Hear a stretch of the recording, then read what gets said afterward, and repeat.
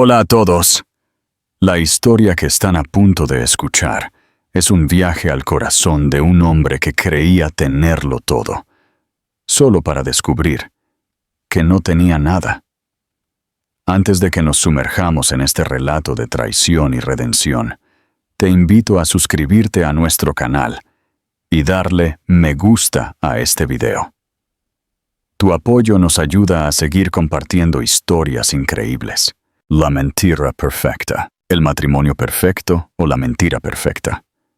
¿Qué pasa si el matrimonio de tus sueños fue, en realidad, la pesadilla más elaborada? Suscríbete ahora para desentrañar este oscuro secreto. Arturo Soler, un magnate inmobiliario hecho a sí mismo, lo tenía todo. Una impresionante mansión en la costa de Barcelona, un negocio en auge y una hermosa esposa embarazada, Elena Ruiz. Pero en una noche de lluvia torrencial, Elena desaparece sin dejar rastro. Mientras toda la ciudad contiene la respiración, Arturo y su amante, Sofía Marín, brindan por un futuro finalmente libre de obstáculos. Creen que su secreto está a salvo. Creen que han cometido el crimen perfecto. Pero olvidaron un pequeño detalle.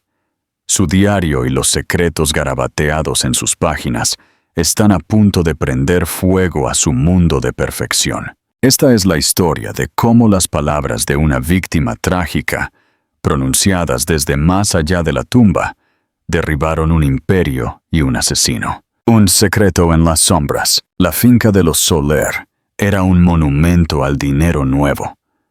Una mansión de estilo contemporáneo, de cristal y piedra blanca, encaramada precariamente en un acantilado con vistas al Mediterráneo. Desde la piscina infinita, que se mezclaba a la perfección con el horizonte, se podían ver los barcos navegando por el mar. Arturo Soler adoraba esa vista. Es la vista de un rey, se decía a menudo mientras contemplaba su reino. Y Elena Ruiz, su esposa de 5 años, se suponía que era su reina. Elena era hermosa, con esa elegancia tranquila que hacía que otras mujeres se sintieran instantáneamente inseguras. Había sido bibliotecaria cuando se conocieron, una mujer tranquila y estudiosa, que parecía una pareja improbable para el descarado y ambicioso Arturo. Pero él la había cortejado con la misma intensidad y determinación que aplicaba a sus negocios, y ella se había dejado llevar por su carisma y sus promesas de una vida sobre la que solo había leído en las novelas. Ahora, con 7 meses de embarazo de su primer hijo, se encontraba viviendo en una jaula dorada. El silencio de las vastas y minimalistas habitaciones amplificaba el vacío que sentía por dentro. El embarazo había sido idea de Arturo, otra adquisición para completar la imagen de su vida perfecta. Él había estado eufórico, organizando una lujosa fiesta donde anunció la noticia a sus amigos, como si él mismo hubiera concebido al niño por pura fuerza de voluntad. Elena había sonreído hasta que le dolieron las mejillas, con la mano apoyada en su vientre hinchado, un recipiente para el legado de su marido. Pero últimamente, una creciente inquietud se había apoderado de ella. Arturo estaba más distante que nunca, su teléfono perpetuamente pegado a su mano, sus viajes de negocios más frecuentes, sus explicaciones más vagas. Llegaba a casa tarde, con el olor de un extraño perfume floral aferrado a su ropa, un olor que definitivamente no era el suyo. Cuando ella le preguntó suavemente al respecto, él se rió, llamándola paranoica, un efecto secundario de las hormonas del embarazo. Le levantaba la barbilla, la besaba en la frente y le decía que la amaba. Sus ojos tan fríos y vacíos como las paredes de cristal de su casa. El nombre del perfume, lo descubriría Elena, era Black Orchid, y la mujer que lo llevaba era Sofía Marín. Sofía era todo lo que Elena no era. Una artista apasionada y fogosa, con una melena salvaje de rizos oscuros y una risa que podía llenar una habitación. Era una estrella en ascenso en el mundo del arte. Sus lienzos abstractos se vendían a precios astronómicos.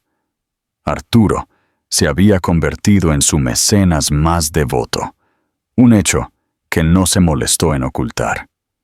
Se jactaba de su descubrimiento, organizando exposiciones exclusivas y presentándola a su círculo de inversores ricos.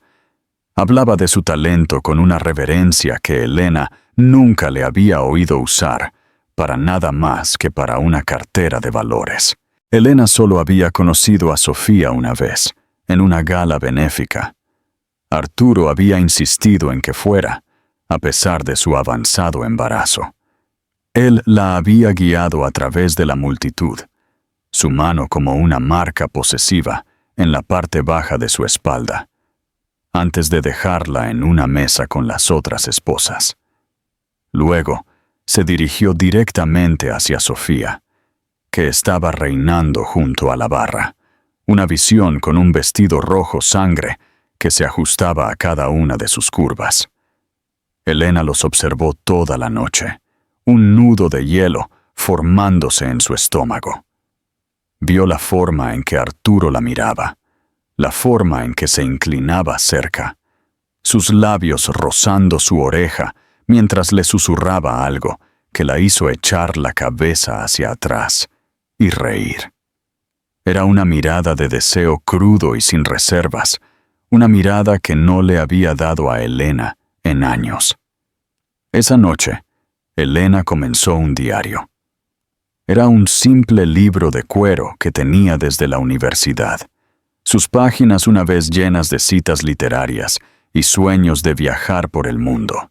Ahora se convirtió en su confidente, el guardián silencioso de sus miedos. 12 de octubre. Arturo estuvo con ella de nuevo esta noche. Lo llamó una reunión de inversores de última hora, pero llegó a casa oliendo a trementina y orquídea negra. Cree que no lo sé, o tal vez simplemente no le importa. Me mira a través de mí estos días, como si ya fuera un fantasma. A veces me siento como uno. 25 de octubre. Hoy vi su coche, un clásico descapotable rojo. Estaba estacionado a 2 calles de la oficina de Arturo en el centro, la que él afirma que rara vez usa. Me senté en mi coche durante 1 hora, mirando el edificio, mi corazón latiendo contra mis costillas. Me sentí como una tonta patética y embarazada. ¿Por qué no puedo simplemente confrontarlo? Porque tengo miedo de lo que dirá, miedo de lo que hará, miedo de estar sola. Sus entradas se volvieron más desesperadas a medida que pasaban las semanas. Documentó las llamadas nocturnas, las coartadas endebles, las crecientes facturas de tarjetas de crédito, de hoteles boutique y tiendas de diseñadores en las que nunca había puesto un pie. Estaba construyendo un caso, aunque no sabía para qué. ¿Un divorcio? Él la aplastaría. Arturo Soler no perdía. El punto de inflexión llegó a principios de diciembre. Arturo anunció que tenía que volar a Argentina para un viaje de negocios urgente. La besó para despedirse en la puerta, un beso superficial en la mejilla, diciéndole que se cuidara a sí misma y al pequeño. Al día siguiente, mientras se desplazaba por las redes sociales, un hábito que había adquirido para llenar las horas vacías, lo vio. Una foto publicada por uno de los amigos de Sofía. Era una foto de grupo en una playa bañada por el sol. En el fondo, inconfundible contra el agua turquesa, había un hombre con el perfil de Arturo, su brazo posesivamente alrededor de los hombros de Sofía. La leyenda decía: el ajetreo del arte. Marbella ha sido un sueño. especialmente con estos dos tortolitos. El teléfono se deslizó de los dedos entumecidos de Elena, cayendo al suelo de mármol. Había mentido con tanta facilidad, tanta despreocupación. La traición fue un golpe físico que le quitó el aire de los pulmones. No era solo una aventura, era una vida completamente diferente la que él estaba viviendo. Una vida que no la incluía a ella ni a su hijo por nacer. En ese momento, algo dentro de ella cambió. El miedo que la había paralizado durante meses comenzó a convertirse en una determinación fría y dura. No iba a permitir que la desechara sin más. Ella era más que un fantasma en una casa de cristal. Ella era Elena Ruiz y tenía un secreto propio. Fue a la oficina de Arturo, una habitación elegante y estéril en la que rara vez entraba. Conocía el código de su caja fuerte personal. Era la fecha de su primera adquisición importante, un número que él veneraba como una reliquia sagrada. Sus manos temblaron mientras lo tecleaba. La pesada puerta se abrió. Dentro, entre certificados de acciones y escrituras de propiedades, había un conjunto de archivos sobre los que él pensaba que ella no sabía nada. Archivos que detallaban cuentas en el extranjero, empresas fantasma y un patrón de fraude sistemático que había construido el imperio Soler sobre una base de mentiras. Ella se había topado con ellos por accidente hace meses, mientras buscaba una póliza de seguro. Entonces no había entendido la compleja red de transacciones, pero sabía que era ilegal. Sabía que era el tipo de secreto que podría destruirlo. Y ahora, finalmente tenía una razón para usarlo. Pasó los siguientes 2 días fotografiando meticulosamente cada documento con su teléfono. Su corazón latía con una mezcla de terror y euforia. Esta era su ventaja, su plan de escape. Su última entrada en el diario fue escrita la noche antes de que Arturo regresara. 8 de diciembre. Vuelve a casa mañana. La mentira sobre Argentina será la primera de muchas que tendré que soportar, pero no por mucho tiempo. Cree que soy débil. Cree que soy una tonta. No tiene idea de lo que soy capaz. Está a punto de descubrirlo. Esto ya no es solo sobre la aventura. Se trata de la supervivencia. La de mi bebé y la mía. Tengo un plan. Rezo para ser lo suficientemente fuerte para llevarlo a cabo. Cerró el diario, lo metió en su bolso y se fue a la cama. Por primera vez en mucho tiempo, no se sentía como un fantasma. Se sentía como una tormenta que reunía fuerza justo más allá del horizonte y estaba a punto de llegar a tierra. ¿Crees que Elena hizo lo correcto al buscar las pruebas? ¿O debería haberse enfrentado a Arturo de otra manera? Comparte tu opinión en los comentarios. Crimen de sangre fría. La lluvia comenzó justo después del anochecer. Un aguacero implacable que azotó las paredes de cristal de la mansión Soler. Era la noche del 9 de diciembre. Arturo había estado en casa menos de 6 horas. Había entrado con un ramo de lirios dorados, fúnebres y empalagosamente dulces, y una historia sobre un trato que había ido tan bien en Argentina que había decidido celebrar con un rápido desvío a Marbella en su camino de regreso. Ni siquiera tuvo la decencia de mirarla a los ojos cuando lo dijo. Elena hizo su papel, la esposa dócil y un poco nerviosa. Sonrió, le dio las gracias por las flores y le preguntó por su vuelo. Se movió por la cocina, preparando la cena. Su cuerpo era un recipiente lento y deliberado de calma maternal, mientras que por dentro, sus nervios estaban tan tensos como el alambre de un piano. Su bolso, que contenía el diario y la evidencia condenatoria en su teléfono, Estaba en el asiento del pasajero de su coche en el garaje. Su plan era simple: confrontarlo después de la cena, usar la evidencia como un escudo y exigir un divorcio tranquilo y generoso. Ya había contactado a una abogada, una mujer feroz especializada en divorcios de alto riesgo, y tenía una consulta preliminar programada para la semana siguiente. Pero la cena nunca se sirvió. Mientras sacaba un asado del horno, Arturo entró en la cocina, vestido para salir. Llevaba un traje de carbón a medida y un nuevo reloj obscenamente caro. El olor de su colonia, una fragancia cítrica y fuerte, llenaba el aire, mezclándose con el aroma del romero asado. «Cambio de planes, Elena», dijo, sin mirarla mientras se ajustaba la corbata en el reflejo del refrigerador de acero inoxidable. «Algo surgió en la oficina, una crisis. Tengo que irme». «¿Una crisis?», preguntó ella, con la voz apagada. «¿A las 8 de un sábado por la noche?». Finalmente se volvió hacia ella. Su rostro era una máscara de impaciencia molesta.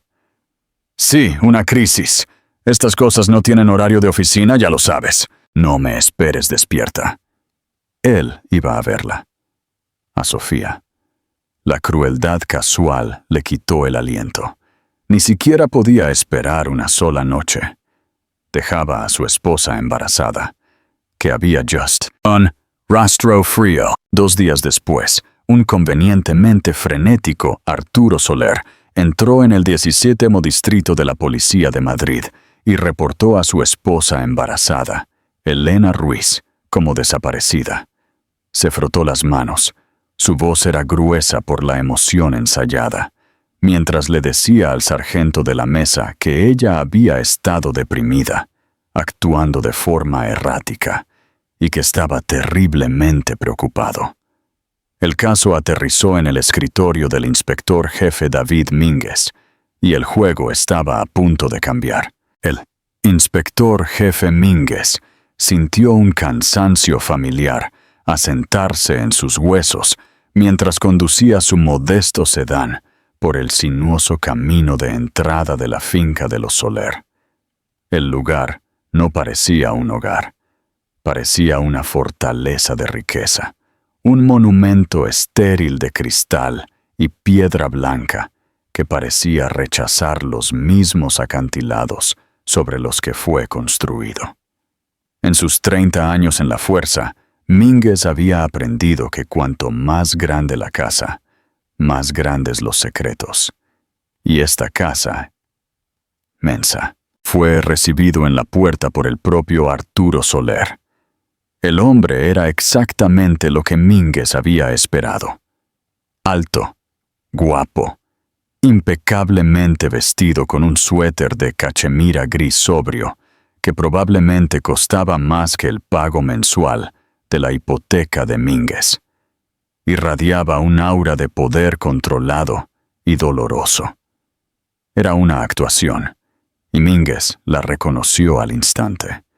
La había visto 100 veces antes. «Inspector, gracias por venir tan rápido», dijo Arturo. Su voz era un barítono cuidadosamente modulado, denso con emoción ensayada. Le estrechó la mano a Mínguez. Su agarre era firme. Sus ojos tenían una mirada practicada de desesperación. «Señor Soler», dijo Mínguez. Su propia voz era un murmullo bajo. «¿Por qué no me cuenta lo que pasó?». El recorrido fue una clase magistral de dolor performativo. Arturo señaló espacios vacíos significativos en la casa cavernosa. Este era el rincón de lectura favorito de Elena, decía, gesticulando hacia una elegante y aparentemente incómoda chaise longue. Una novela de tapa dura prístina estaba en una mesa auxiliar junto a una taza a medio terminar de té de hierbas. Todo era demasiado perfecto, como un set de teatro. Mínguez notó que no había fotografías personales, ningún desorden de una vida vivida, solo arte curado y muebles caros. El aire estaba frío, con un leve olor a limpiador de limón y el empalagoso y fúnebre olor de los lirios blancos, que se alzaban rígidamente en un jarrón gigante en la entrada. «Simplemente no lo entiendo», dijo Arturo, deteniéndose para frotarse las sienes. Estaba tan emocionada con la bebé. Un poco hormonal, tal vez. De mal humor. Pero no es propio de ella simplemente huir. «¿Cuándo fue la última vez que la vio, señor Soler?» La pregunta de Mínguez fue casual, pero sus ojos eran agudos, catalogando las ausencias. «El sábado por la noche», respondió Arturo con suavidad. «Tuve que ir a la oficina, una emergencia de última hora con nuestros mercados asiáticos. Le dije que no me esperara despierta. Cuando llegué a casa, alrededor de las 2, ella se había ido. Su coche se había ido. Simplemente asumí que había salido a dar una vuelta para despejarse. Tuvimos un pequeño desacuerdo, nada importante. Y no nos llamó hasta esta tarde, lunes». La pregunta de Mínguez fue casual, pero sus ojos eran agudos. «Eso es casi 36 horas. No quería reaccionar de forma exagerada», dijo Arturo. La explicación llegó un poco demasiado rápido. «Ya lo ha hecho antes, después de una discusión. Se ha ido a quedar con su hermana por una noche. Llamé a su hermana, a sus amigos. Nadie había oído hablar de ella. Fue entonces cuando empecé a entrar en pánico. Me siento como un tonto por haber esperado». Dejó que su voz se quebrara lo suficiente como para ser convincente. Mínguez simplemente asintió, su rostro impasible. Verificar coartada. Verificar amigos. Verificar hermana. Notar el retraso. La historia era plausible en la superficie, pero se sentía vacía. Era una historia diseñada para ser contada a la policía. La primera búsqueda de la casa fue infructuosa. El equipo forense, dirigido por un meticuloso veterano llamado Comisario Delgado, no encontró nada. Ninguna señal de lucha, ninguna nota de suicidio, ninguna sangre. La cocina, donde Arturo dijo que hablaron por última vez, era la parte más preocupante. «Está limpia», le dijo Delgado a Mínguez, quitándose los guantes de látex. «Quiero decir, profesionalmente limpia. Hay un leve olor a lejía debajo del limpiador cítrico». No pudieron encontrar ni una sola huella clara en las encimeras o en los electrodomésticos, ni siquiera las de Elena. Una escena del crimen limpia siempre era una alarma ruidosa. Gritaba encubrimiento. Lo único que encontraron fue un solo pelo largo y oscuro cerca de la base de la isla de cocina de mármol, atrapado en la lechada. Era demasiado largo y oscuro para ser de Elena, y lo embolsaron. Una sola pista, solitaria, en un mar estéril de nada. El avance llegó a la tarde siguiente. Una patrulla que revisaba las matrículas en el aeropuerto de Barajas de Madrid obtuvo una coincidencia con el Mercedes plateado de Elena. Estaba estacionado en el 4º nivel del laberíntico estacionamiento de larga duración. El aire en el garaje era espeso con el olor a escape y aire viciado y reciclado. Mínguez supervisó al equipo forense mientras descendían sobre el vehículo. También estaba limpio. El volante, la palanca de cambios, las manijas de las puertas, todo limpiado a conciencia. El boleto en el salpicadero tenía la marca de tiempo de las 11:47 p.m. del sábado por la noche. Otro callejón sin salida. La escena estaba perfectamente preparada para sugerir a una mujer huyendo de su vida, tomando un avión a cualquier lugar. Pero Arturo Soler, a pesar de su meticulosa planificación, había cometido un error colosal de juicio. Un detective, un joven y agudo oficial llamado agente Chen, llamó desde el lado del pasajero del coche. «¿Querrá ver esto?» Allí, En el lujoso cuero del asiento del pasajero, casi escondido en la tenue luz, había un bolso simple, de cuero y de aspecto caro. Parecía imposible que una mujer con prisa por huir olvidara su bolso. El cansado corazón de Mínguez dio un fuerte golpe contra sus costillas.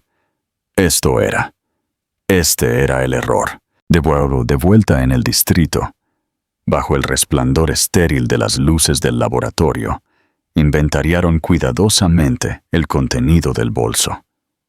Era una ventana a la vida de Elena, una billetera que contenía unos pocos cientos de euros en efectivo y una fila de tarjetas de crédito, un juego de llaves, un tubo de lápiz labial caro, un frasco de vitaminas prenatales y una novela de bolsillo.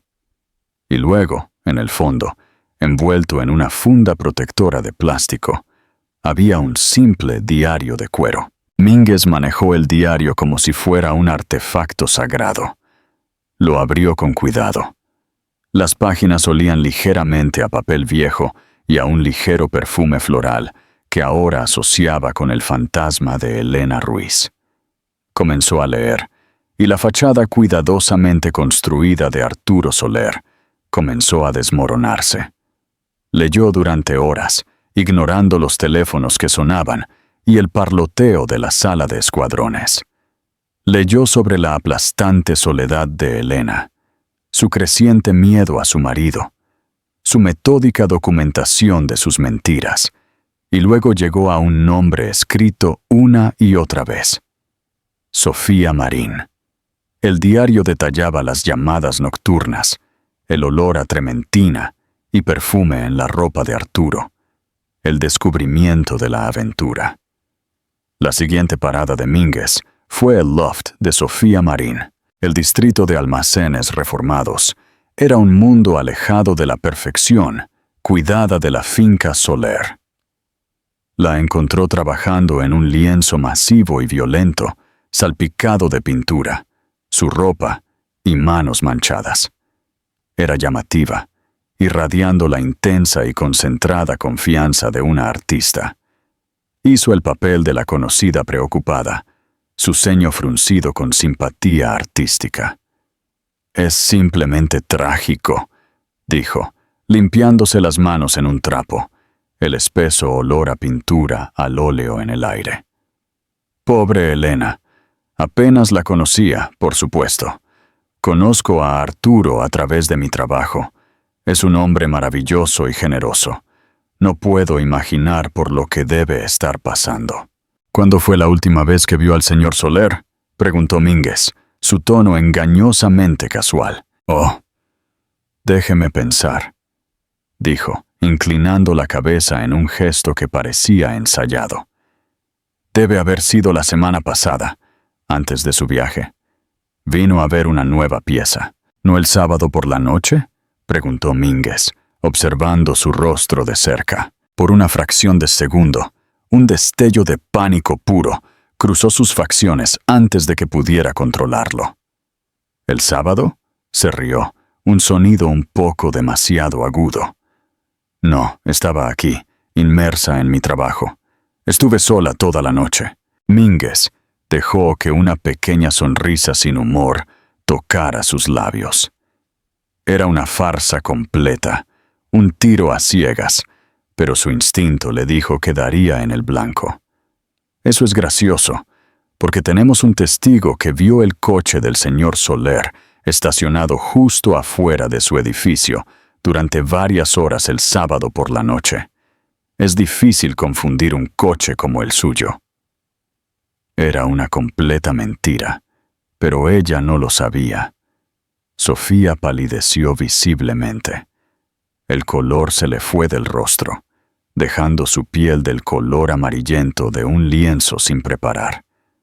Eso es imposible», tartamudeó. «Su testigo debe estar equivocado. Hay muchos coches». Mínguez no presionó. No necesitaba hacerlo.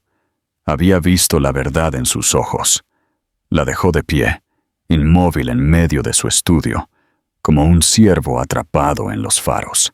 De vuelta en su coche, las luces de la ciudad se difuminaron a través del parabrisas empapado por la lluvia. Mínguez sintió que las piezas del caso encajaban. Un marido mentiroso, una amante mentirosa, una coartada coordinada. Faltaba un cuerpo, pero podía oler un asesinato en el aire. Esa noche, de vuelta en su escritorio, se dirigió a las últimas páginas del diario, las que Elena había escrito en los últimos días de su vida. Y fue entonces cuando el caso estalló.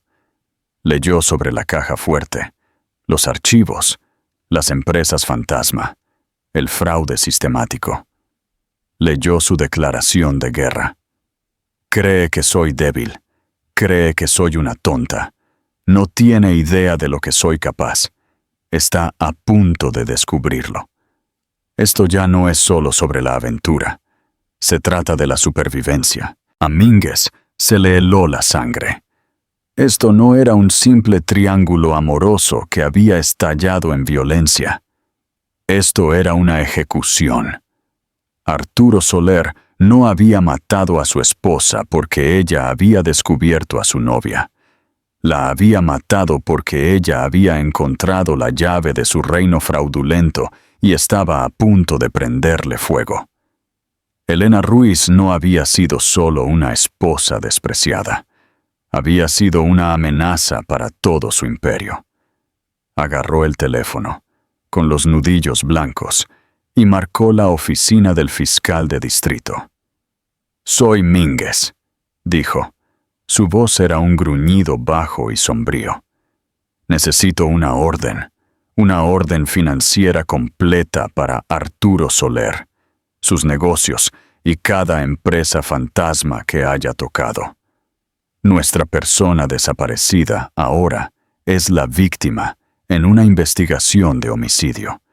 Y creo que estamos a punto de descubrir uno de los mayores fraudes financieros que esta ciudad ha visto en años». El diario había abierto la puerta. Ahora era el momento de derribarla de una patada y ver qué monstruos se escondían en la oscuridad. ¿Crees que un solo error, como dejar el diario, puede arruinar una vida? Comparte tu opinión en los comentarios. Justicia servida. El diario de cuero yacía en el escritorio del inspector jefe Mínguez como una bomba de tiempo. Bajo las duras y zumbantes luces fluorescentes de la sala de escuadrones, se sentía menos como un objeto y más como una presencia. Era Elena Ruiz, y por fin estaba lista para hablar. Mínguez, junto con su agudo joven compañero, el agente Chen, comenzó la solemne tarea de diseccionar sus últimos meses, tratando cada página como una declaración de un testigo desde la tumba. Las primeras entradas pintaban un sombrío retrato de profunda soledad, un envenenamiento del espíritu a cámara lenta. No eran solo relatos de tristeza, eran acusaciones de negligencia escritas con una mano precisa y elegante que desmentía la agitación interna. 14 de agosto. Otra noche sola. Arturo llamó para decir que estaba atrapado en una reunión de la Junta. Oí música de fondo. Risas. La risa de una mujer. Cuando le pregunté al respecto, dijo que era la televisión en la sala de conferencias. Miente tan fácilmente ahora. Es como respirar para él. Me pregunto si alguna vez dijo la verdad, incluso al principio. Es metódica, observó Chen, levantando la vista de la página fotocopiada. Anota fechas, horas, excusas. No solo se está desahogando, está construyendo un registro. Mínguez asintió con tristeza. Era una bibliotecaria. Sabía cómo catalogar información. Estaba catalogando su propia miseria. El tono del diario cambió de la melancolía a la angustia después de la gala benéfica. El miedo de una aventura ahora tenía un nombre y un rostro. Sofía Marín. Las entradas de Elena se volvieron más agudas, infundidas con los detalles dolorosos y específicos de la traición. 12 de octubre. Su nombre es Sofía Marín, la artista. Por supuesto, tiene mucho sentido. No solo se acuesta con ella, la adora. Habla de su visión, de su genio. Nunca ha usado esas palabras sobre mí. Yo era simplemente conveniente, un accesorio adecuado, un útero. Busqué su trabajo en línea esta noche. Todos son pinceladas furiosas de color, caóticas y violentas. ¿Es eso lo que ve en ella? ¿Un reflejo de su propia alma? ¿O simplemente un fuego para calentarse mientras yo me congelo en este palacio de cristal? Pero la verdadera bomba llegó en las últimas y fatídicas entradas. El descubrimiento de los archivos en la caja fuerte de Arturo transformó el diario de una crónica de un corazón roto en la piedra angular de una importante investigación criminal. La voz de Elena cambió. Su miedo fue reemplazado por una determinación fría y electrizante. Este ya no era el diario de una víctima, sino el registro de campo de una combatiente. 7 de diciembre. Los tengo. Todos ellos. Los archivos de la caja fuerte. Es peor de lo que jamás imaginé. No es solo evasión de impuestos. Parece que es un esquema Ponzi masivo. Ha estado usando el dinero de nuevos inversores para pagar a los viejos, apuntalando sus empresas inmobiliarias con ganancias fantasma. Todo el imperio Soler, esta casa de cristal, está construida sobre arena, y la marea está a punto de subir. Ha usado empresas fantasma registradas en las Islas Caimán, todas con nombres de sus personajes shakespearianos favoritos. Inversiones afortunadas, activos prósperos. La ironía es repugnante. Se ve a sí mismo como un maestro manipulador, un rey que mueve los hilos. Pero fue descuidado. Usó al mismo abogado, un hombre llamado Marco Torres, para establecerlos todos. Su firma está en cada documento. Mínguez hizo una pausa, su bolígrafo suspendido sobre su bloc de notas. Marco Torres. Subrayó el nombre 3 veces. «Consígueme todo sobre este tipo», le dijo a Chen, «y busca a una abogada llamada Sara Molina que se especializa en contabilidad forense». Elena habló con ella. Las siguientes páginas contenían una lista meticulosamente transcrita de números de cuenta, fechas de transacciones y entidades corporativas. Era una hoja de ruta detallada de la empresa criminal de Arturo. Elena no solo había encontrado el arma, sino que también había proporcionado el informe de balística. El punto del equipo se movió con renovada urgencia. La orden financiera, tramitada rápidamente por un juez que vio la escala potencial del fraude, se emitió al amanecer. Mínguez envió a 2 de sus detectives más experimentados, un par de veteranos canosos llamados O'Malley y Díaz, a visitar a Marco Torres. La oficina de Torres estaba en el último piso de un rascacielos del centro, una sinfonía de caoba pulida y éxito engreído. Recibió a los detectives con la untuosa confianza de un hombre que se creía intocable. Esa confianza se evaporó en el momento en que O'Malley deslizó la orden a través del enorme escritorio. «¡Una orden financiera!», se burló Torres, apenas mirándola. «Esto es acoso. Tendré que pedirles que dirijan cualquier pregunta a mí». «Esta no es una charla amistosa, señor Torres», interrumpió Díaz, con voz como de grava. «Esto es una investigación de homicidio, y ahora mismo su nombre aparece junto a términos como conspiración criminal, fraude electrónico y cómplice de asesinato.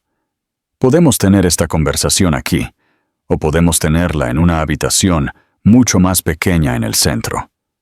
Usted elige». El color se le fue del rostro a Torres.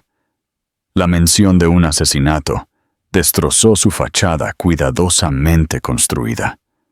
Tartamudeó sobre el privilegio de abogado-cliente, pero sus ojos se movían por la habitación como un animal atrapado buscando una vía de escape.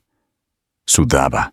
Su mano temblaba mientras intentaba levantar el teléfono para llamar a su propio abogado.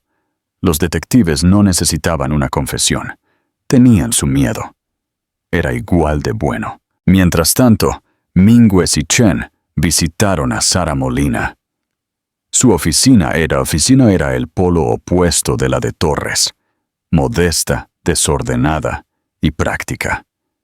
Era una mujer aguda y sensata de unos 40 años. Sí, recuerdo la llamada, confirmó, mirándolos por encima de sus gafas, después de que Mínguez explicara la situación. No dio un nombre. Dijo que su marido era un hombre de negocios prominente. Me guió a través de un escenario hipotético que involucraba cuentas en el extranjero y inversiones superpuestas para ocultar los ingresos. Seré honesta con ustedes, detectives.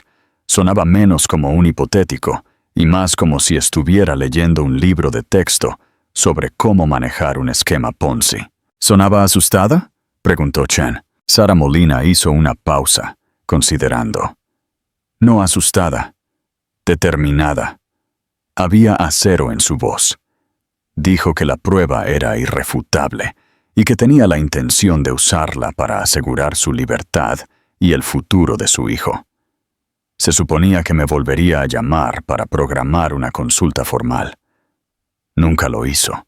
De vuelta en el distrito, las últimas piezas encajaron con una velocidad asombrosa. El informe del laboratorio sobre el único pelo oscuro encontrado cerca de la isla de la cocina llegó. El ADN coincidía perfectamente con Sofía Marín.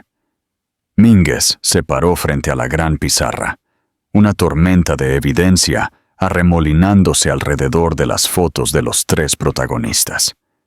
Dibujó una gruesa línea roja de Arturo a Sofía, etiquetándola como aventura. Dibujó otra de Arturo a Marco Torres, etiquetándola como fraude financiero. Luego dibujó un círculo alrededor de la foto sonriente de Elena, y de ella, flechas que apuntaban a cada pieza del rompecabezas. Ella era el centro. Ella era la que lo conectaba todo. Así que aquí está nuestra línea de tiempo, dijo Mínguez, caminando frente a la pizarra, su voz baja e intensa. Elena descubre la aventura. Eso es un motivo para el divorcio, pero luego descubre el fraude. Eso es un motivo para el asesinato. Arturo Soler no solo se enfrenta a la pérdida de la mitad de sus activos, se enfrenta a 20 años en una prisión federal. Todo su reino está a punto de colapsar. Ella lo confronta el sábado por la noche. Se da cuenta de que no está mintiendo, siguió Chen. Entra en pánico. No, corrigió Mínguez, deteniendo su ritmo. Este tipo no entra en pánico. Se enfurece. Elena mencionó su temperamento en el diario.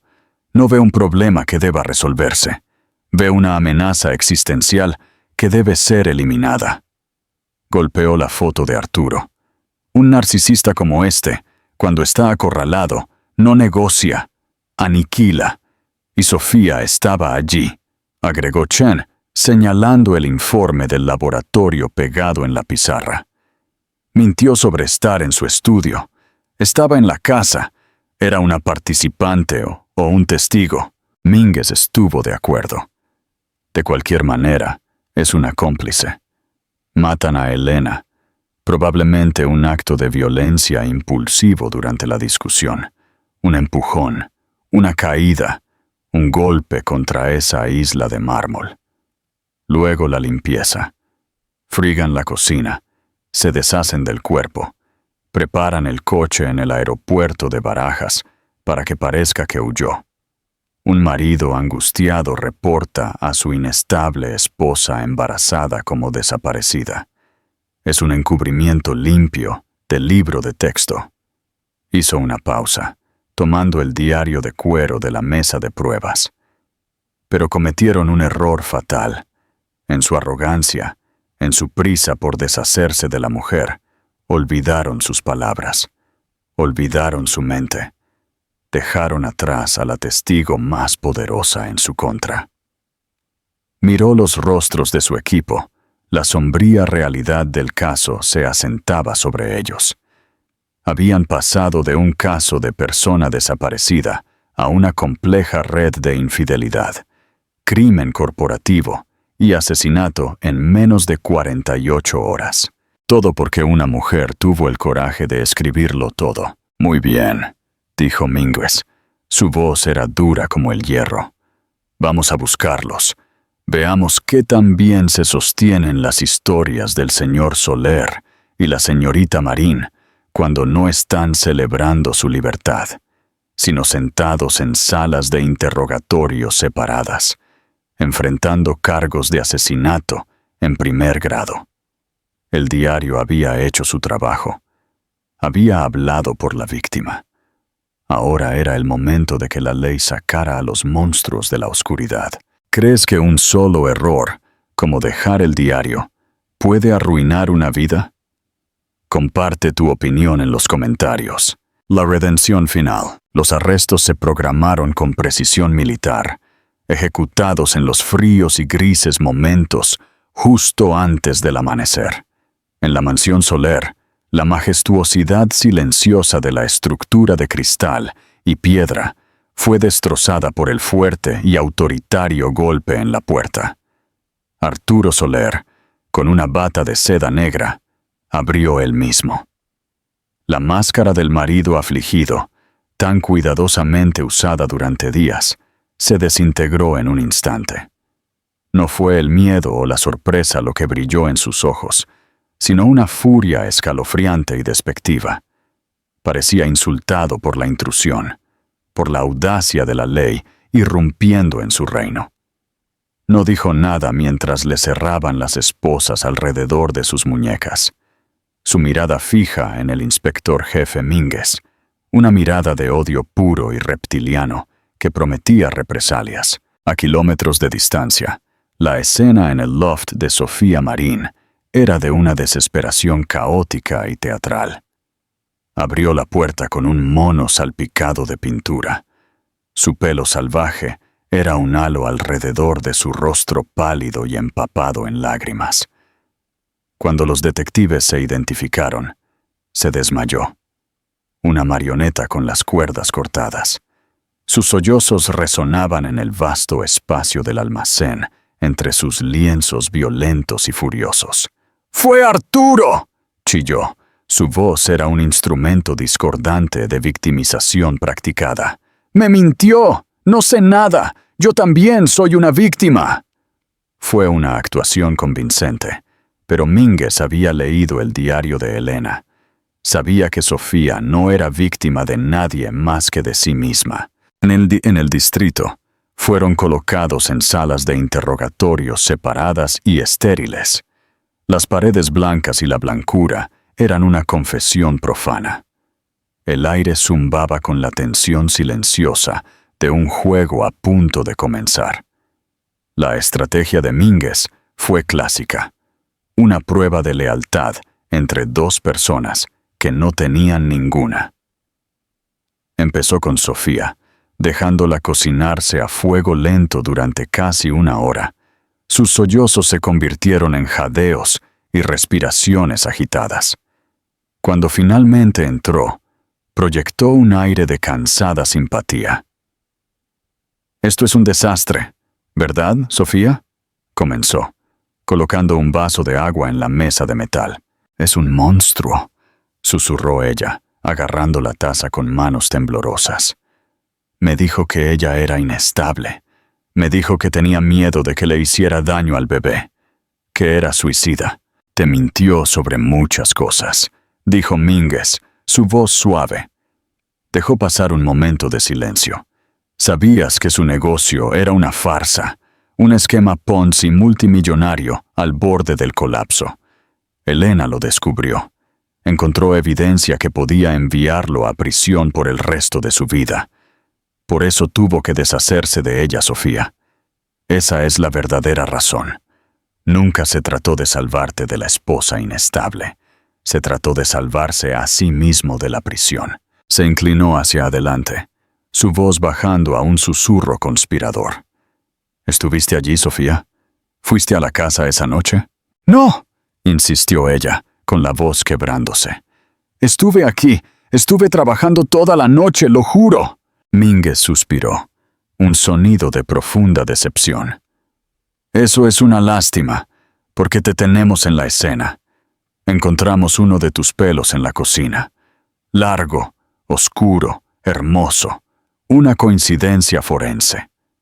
Vio cómo su bravuconería comenzaba a desmoronarse. También tenemos imágenes de seguridad de la casa de un vecino que muestran tu coche, ese distintivo descapotable rojo, saliendo de la calle de los Soler justo después de la 1 de la mañana, aproximadamente 1 hora después de que Arturo se fuera. Y un testigo vio a Arturo llevando una lona resistente a su coche. El último rastro de compostura de Sofía se hizo añicos. Lo miró. Su boca se abría y se cerraba como un pez. Las mentiras que había construido se disolvieron ante hechos inmutables.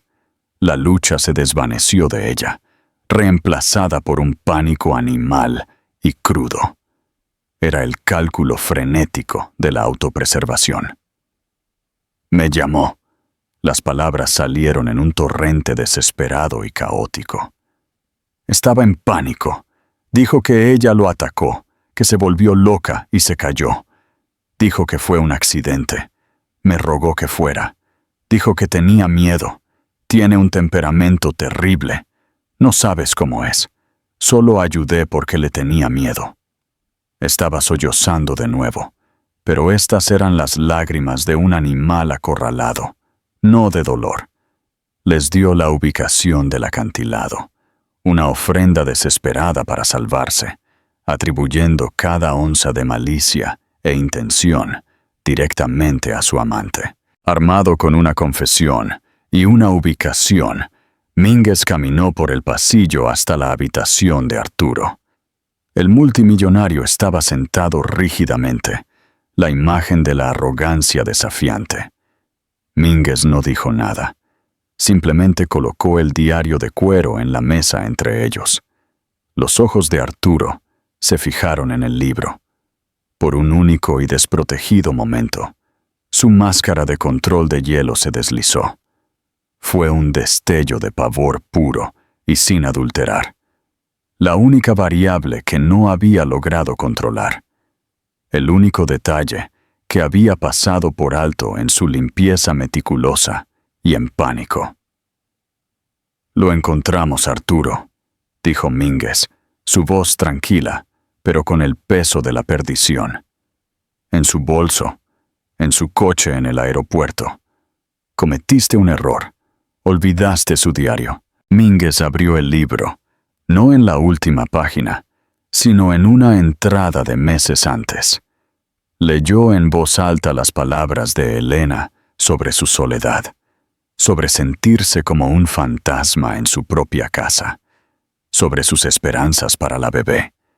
Luego se dirigió a otra, su relato de la humillación que sintió en la gala, al verlo con Sofía. Su voz era plana, desapasionada, dejando que las palabras de Elena llenaran la habitación estéril. Finalmente, se dirigió a la última entrada y leyó su premonición en voz alta, su miedo a su temperamento, su promesa de no ser silenciada. Cuando terminó, el silencio era algo físico que los oprimía. Tu novia está en la habitación de al lado, dijo Mínguez de forma coloquial. Ha confesado todo. Le está pintando un cuadro muy detallado al fiscal de distrito, un cuadro de un asesino a sangre fría que la manipuló y la obligó a ayudar a encubrir el asesinato de su esposa embarazada. Se está salvando a sí misma en Arturo. Te entregó para salvar su propio pellejo. La mandíbula de Arturo era un nudo de granito. Sus nudillos estaban blancos donde agarraba el borde de la mesa. Era un rey cuyo castillo acababa de ser asaltado, cuyos súbditos lo habían traicionado, y fue este pequeño e insignificante libro el que lo había hecho derrumbarse todo. Su tranquila y obediente esposa había sido la arquitecta de su destrucción. Pero la historia, Mínguez pronto se enteraría, tenía un último capítulo asombroso. Mientras los equipos de buceo recuperaban el cuerpo de Elena del Mar Implacable y la oficina del fiscal de distrito celebraba su caso hermético, algunos cabos sueltos comenzaron a molestar al inspector. El informe del médico forense aterrizó en su escritorio. La causa de la muerte fue, como se esperaba, un traumatismo por fuerza contundente en la cabeza. Pero el informe de toxicología contenía una anomalía. Había trazas de un sedante potente y de acción rápida en el sistema de Elena. No lo suficiente como para matarla, pero ciertamente lo suficiente como para dejar a una persona aturdida, confundida y físicamente deteriorada. No era un medicamento que ninguno de sus médicos le hubiera recetado. Luego, un detective junior, que estaba recatalogando la evidencia del coche de Elena, presentó un informe. El pequeño bolso de escape y el teléfono desechable que ella había mencionado en su diario habían desaparecido. No estaban en su bolso y no estaban en el maletero. Simplemente se habían desvanecido. Mínguez se sentó en su oficina hasta altas horas de la noche, con el diario abierto ante él, el informe del médico forense a su lado. Las piezas no encajaban con la narrativa de una simple confrontación que salió mal. Un sedante, un bolso de escape desaparecido. Sus últimas palabras resonaron en su mente. Tengo un plan. Rezo para ser lo suficientemente fuerte para llevarlo a cabo. ¿Y qué si la confrontación no era el plan? ¿Qué si era el plan desmoronándose debido a un instinto que él había servido durante 30 años? Mínguez hizo una petición. Quería la lista de pasajeros de cada vuelo internacional que saliera del aeropuerto de Barajas el sábado por la noche. Su equipo trabajó toda la noche, impulsado por café negro y la emoción de la caza. A las 4 de la mañana lo encontraron. Un billete de ida a Buenos Aires, Argentina. Había sido comprado con dinero en efectivo una semana antes. El nombre en el billete no era Elena Ruiz de Soler. Era Elena Ruiz. Una comprobación rápida de los registros de Elena lo confirmó. Ruiz era el apellido de soltera de su madre. La asombrosa verdad final golpeó a Mínguez con la fuerza de un golpe físico. El plan de Elena nunca fue confrontar a Arturo y rogar por un divorcio. Eso fue lo que escribió para que lo encontraran. Su verdadero plan era mucho más audaz. Iba a escapar. Probablemente le había puesto sedante al café de Arturo, planeando incapacitarlo el tiempo suficiente para recuperar los documentos financieros originales de su caja fuerte, agarrar su bolso de escape y desaparecer en la noche para comenzar una nueva vida con su hijo en Sudamérica. Pero la inesperada decisión de Arturo de irse al loft de Sofía esa noche había frustrado su plan desesperado y brillante. Se había ido antes de que el sedante pudiera surtir efecto por completo, forzando una confrontación improvisada y prematura. La lucha fue real. El golpe fatal fue real. Pero su intención nunca había sido enfrentar al monstruo. Había sido huir de él. Había estado agonizantemente cerca de la libertad. Al final, el peso de la evidencia, el diario, los crímenes financieros, el testimonio de Sofía y el cuerpo fue abrumador. Arturo Soler fue sentenciado a cadena perpetua sin posibilidad de libertad condicional. Se enfureció en la sala del tribunal, un espectáculo aterrador. Sofía Marín, por su papel como cómplice, recibió una sentencia de 15 años. El Imperio Soler, un espejismo brillante construido sobre el fraude, se evaporó, dejando un rastro de inversores devastados. La casa de cristal en el acantilado finalmente se vendió, un monumento a una caída espectacular.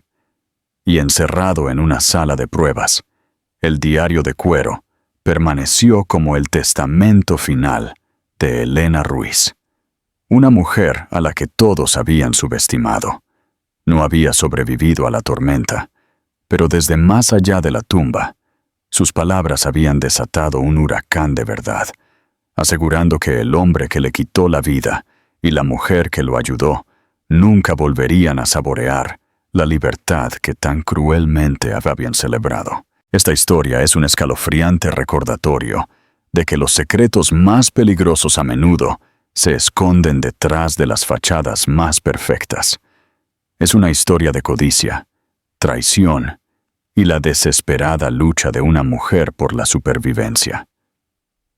¿Qué piensas? ¿Fue Elena una víctima trágica o una maestra manipuladora cuyo plan salió terriblemente mal? ¿Podría haber escapado si Arturo no hubiera vuelto a casa temprano? Déjanos tus pensamientos en los comentarios a continuación. Si esta historia te cautivó, por favor, dale me gusta a este video y compártelo con alguien que ame un buen drama criminal con giros inesperados. Y no olvides suscribirte a nuestro canal y activar las notificaciones para que no te pierdas ninguna otra historia del lado oscuro de la naturaleza humana. Gracias por ver.